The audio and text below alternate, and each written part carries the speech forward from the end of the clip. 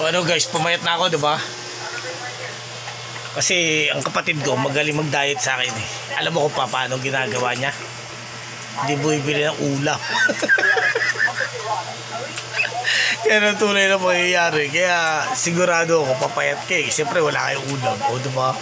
Kaya ang tunay, matalino. Pati ako dinadawin, magaling magpapayat eh.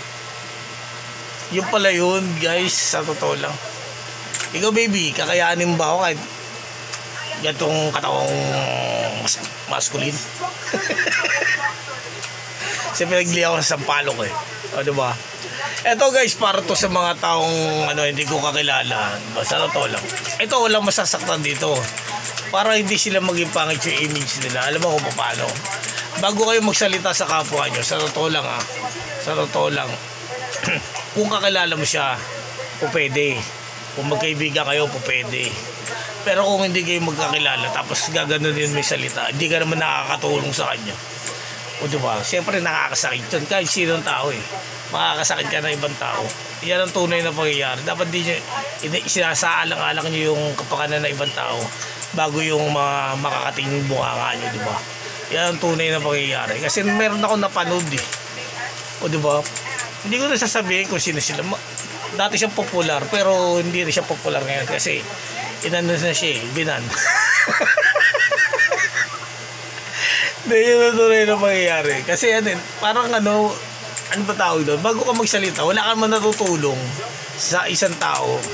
Okay lang kung pwede yun, kung kapamilya mo, sa kapatid lang, basta sa pamilya mo lang yung pwede sabihin, pero sa ibang tao hindi pwede. Yan ang tunay. Ano ko lang yung sa kanya yung payo, di ba? Kasi nakakasakit siya ng ng damdamin ng ibang tao. O di ba? Kaya kayo huwag yung gagawin yun. Pwede yan kung may naitulong ka sa kanya, kung pwede yun. Pero kahit na, o diba? Kasi kanya-kanya naman buhay ng isang tao eh. Hindi pare-parehas. O daliri ba magkakatulad? Pantay-pantay badlat ang daliri. O diba? O. Isipin nyo, diba? Ganon din ang buhay ng tao. Kahit sabihin nakapag-aral yan o hindi, kung hindi para sa kanya yung swerte. Yun ang tunay. O diba, hindi pare-parehas ang buhay ng isang tao. Kaya nyo nasasabi yan dahil nakaangat na kayo eh. Sabihin nyo sa akin yan. O diba?